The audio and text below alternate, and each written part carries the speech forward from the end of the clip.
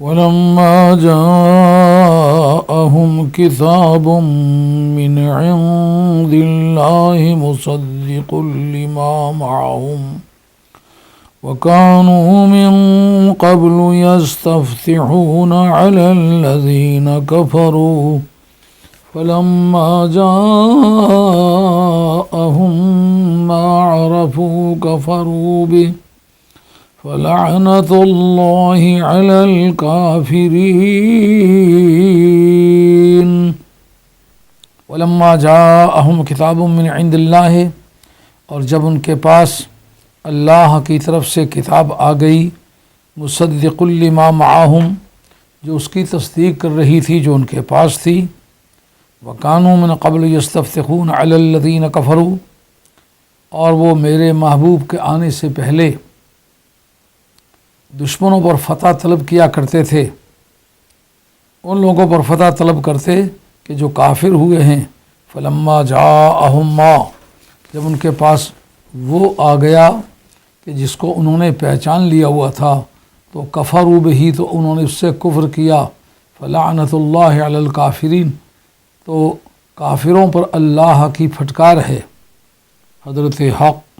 جل وعلا شانہ وعز اسمہ وتم برہانہ ارشاد فرماتے ہیں، وَلَمَّا جَاءَهُمْ كِتَابٌ مِّنْ عِندِ اللَّهِ مُصَدِّقٌ لِمَا مَعَهُمْ، جب ان کے پاس وہ کتاب آ گئی جو من جانب باری تعالیٰ تھی، اللہ کی بارگاہ سے کتاب آئی، ایسی وہ کتاب تھی جو اس کی تصدیق کرتی تھی جو ان کے پاس ہے۔ یہ ایک بڑا معجزہ ہے، یہ غیب دانی کے معنی دیتا ہے۔ کتاب ان کے پاس قلمی ہے، پرنٹنگ پریس تو کیکسٹن نے 17ویں صدی عیسوی میں ایجاد کیا، پیپر انڈسٹری تو عباسیہ کے دور حکومت میں 17ویں صدی عیسوی میں پیپر انڈسٹری انسٹال کی گئی۔ نہ پیپر ہے نہ پرنٹنگ پریس ہے، اس لیے قلمی نسخے ہیں جن کے پاس بھی ہیں وہ چھپا چھپا کے رکھتے ہیں، کسی کو کیا پتہ کہ اس کے اندر کیا کیا درج ہے۔ اب کتاب سرکار پر آئے اور وہ کہیں پڑھنے کے لیے گئے ہی نہ ہوں، کسی اسکول کالج کا ایڈمیشن پیپر ہی انہوں نے فارم ہی فل نہ کیا ہو، کسی کے پاس پڑھنے کے لیے بیٹھے ہی نہ ہوں، کسی اعلی کتاب سے رشتہ ہی نہ کیا ہو، کسی اعلی کتاب سے لینا دینا ہی نہ ہو، تو ان پر وہ کتاب نازل کرے جو منہ بمو اور ہو بہو ان کے کانٹینٹس کو، تورات کے مشتملات کو پوری طرح سے واضح کرے۔ پھر یہ بات ان کے سمجھنے والی نہ تھی کہ اس کو کس طرح پتہ چلا اگر اللہ نے اس کو غیب کا علم نہیں دیا تو، اگر غیب اس پر منکشف نہیں ہوتا تو، اگر غیب کی حقیقت مولا کریم اس پر واشگاف نہیں کرتا تو ہماری صندوق میں رکھی ہوئی دیواروں کے پیچھے کی کتابوں کے مشتملات کے ساتھ اس کی مطابقت کی وجہ کیا ہو سکتی ہے؟ تو کہا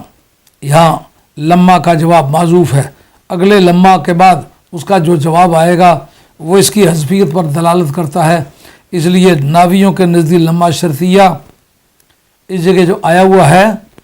اس کا جواب ہونا چاہیے، مگر چونکہ اگلے لما کے بعد اس کا جواب مذکور ہے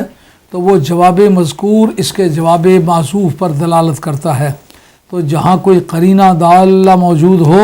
تو اہل علم وہاں حذف کو جائز سمجھتے ہیں۔ قرآن کہتا ہے وَكَانُوا مِن قَبْلُ يَسْتَفْتِحُونَ عَلَى الَّذِينَ كَفَرُوا، اور اس سے پیشتر وہ کافروں پر فتح مانگا کرتے تھے۔ صاحب جلالین نے لکھا ہے، امام جلال الدین سیوطی نے، یہ حصہ امام جلال الدین سیوطی کا لکھا ہوا ہے، اور اگلے 15 پارے جو ہیں وہ جلال الدین محلی جو ان کے استاد تھے ان کے لکھے ہوئے ہیں، اس لیے تفسیر جلالین کا نام ہے جلالین۔ تو دو جلال میں دو جلالوں کی لکھی ہوئی، تو اس کے اندر بتاتے ہیں اللہم انصرنا بنبیک المبعوث آخر الزمان علی عدونا، اے اللہ اس اپنے نبی پاک سرکار دو جہان صلی اللہ علیہ وآلہ وسلم کی برکت اور توسل سے ہمیں ہمارے دشمنوں پر غلبہ عطا فرما، جس نبی کو تو آخر زمانے میں مبعوث فرمانے والا ہے۔ غالباً یہ حوالہ سرکار کی زندگی میں ملتا ہے، اگر میری اطلاعات غلط نہیں ہیں تو آدم علیہ السلام سے کر کے نبی کریم علیہ السلام تک کوئی نبی یا کوئی ایسا رسول نہیں گزرا जिसकी विलादत से पहले उसका वसीला अल्लाह के हुजूर में पेश किया गया हो। तो यहाँ कुरान बताता है कि सरकार अभी वतन मादरी में तशरीफ़ न लाए होंगे या तशरीफ़ लाए होंगे मगर इसका इल्म यहूदियों को ना हुआ होगा। तो सरकार दो आलम सलाम के तशरीफ़ लाने से पहले वो अल्लाह की बारगाह में सरकार के वसीला जलीला को पेश किया करते थे। इससे पता चलता है कि सरकार का वसीला वो वसीला है कि जिसके यहूदी भी मुनकिर नहीं थे। अगर मुनकिर हुए तो सरकार की अदावत से मुनकिर हुए हैं, वगरना सरकार के वसीला उज़्मा के वो पहले से कायल चले आ रहे थे। कोई कहने वाला कह सकता है ये अकीदा तो यहूदियों का है कि सरकार के वसीले से दुआ मांगनी चाहिए। मैंने गालिबन 2 मरतबा इससे पेशतर आपके सामने हज़रत इमाम जलालुद्दीन सयूती आपकी किताब दुर्र मंसूर और फ़तलक़ा आदम रब्बिही कलिमात के तहत हज़रत अब्दुल्लाह इब्न अब्बास की रवायत को इब्न नज्जार ने नकल किया है कि आदम अलैहिस्सलाम की तौबा मंजूर नहीं हो रही थी तो उन्होंने अल्लाह के हुजूर दुआ मांगी, मौला करीम उन 5 शख्सियतों के वसीला जलीला से मेरी तौबा मंजूर फरमा जिसका नाम मोहम्मद रसूलुल्लाह सल्लल्लाहु अलैहि वसल्लम है, जिसका नाम अली है, जिसका नाम फ़ातिमा है, जिसका नाम हसन है, जिसका नाम हुसैन है। रब ने पूछा तुझे किस तरह ये पता चला है ये इतनी बड़ी अज़मत वाले हैं? कहा मौला करीम जिस वक्त तूने मुझ में रूह फूंकी थी आँख खुलते ही मैंने अर्श इलाही के नीचे 5 अनवार को तजल्ली फरमा देखा। उनकी तजल्लियात को देख के तेरे हुजूर में अर्ज़ पेश की कि मौला करीम ये कौन लोग हैं, ये क्या चीज़ हैं? तो उस वक्त परवरदिगार ने फरमाया ये वो 5 शख्सियतें हैं कि जिनको मैं अगर पैदा ना करता तो मैं सारी कायनात को भी पैदा ना करता और तुझे भी पैदा ना करता। ये बात इमाम जलालुद्दीन सयूती आपकी तफसीर दुर्र मंसूर फ़तलक़ा आदम रब्बिही कलिमात हज़रत अब्दुल्लाह इब्न अब्बास की रवायत इब्न नज्जार ने उसको नकल किया है। तो इसका मतलब ये है कि ये वो वसीला था जिसको आदम अलैहिस्सलाम से लेकर के लोग इस्तेमाल करते चले आए। इसलिए यहूदियों ने कोई नई बात नहीं की, पहले से मानी हुई बात उन्होंने कही है। कुरान कहता है कि फलम्मा जाअहुम मा अरफू कफरू बिह, जब उनके पास वो आ गया कि जिसको उन्होंने पहचान लिया तो उन्होंने उससे कुफ्र किया। इससे पता चला नावियों के हाँ माँ का इस्तेमाल ज़विल अक़ूल के लिए भी होता है और गैर ज़विल अक़ूल के लिए भी होता है। यहाँ जिसके पहचानने की बात है वो सरकार की ज़ात है, सरकार को उन्होंने पहचान लिया। अगर इसका मफ़हूम किताब मान लिया जाए तो इसका माना ये होगा कि कुरान मजीद को वो पहचान गए। असल बात यह है कि कुरान मजीद की पहचान का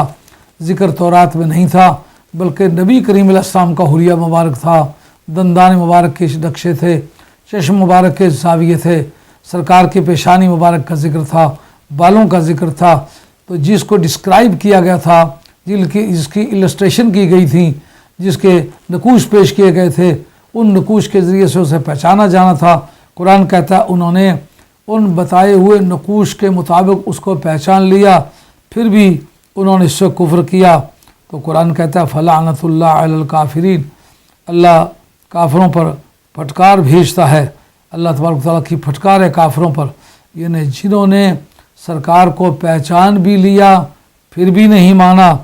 वो सिवाय इसके कि फटकार के हकदार हों और किसी चीज़ के हकदार नहीं।